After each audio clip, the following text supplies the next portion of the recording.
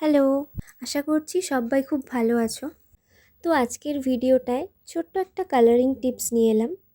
তো আমার ইয়েলো অকার কালারটা শেষ হয়ে গেছিলো, কিন্তু অর্ডারের নেকপিস দুটোতেই আমার ওই কালারটা দরকার ছিল। কালারটা রেডি করার জন্য নিয়েছি ইয়েলো কালার, আর তার সাথে নিয়েছি কিছুটা অরেঞ্জ কালার এবং কিছুটা ব্ল্যাক কালার।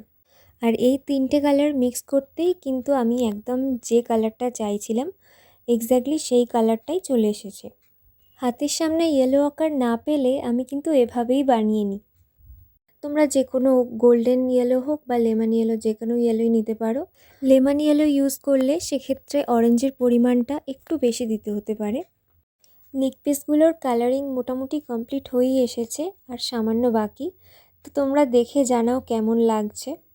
আর অর্ডার করতে চাইলে আমার পেজে দেওয়া হোয়াটসঅ্যাপ নাম্বারে তোমরা মেসেজ করতে পারো। টাটা।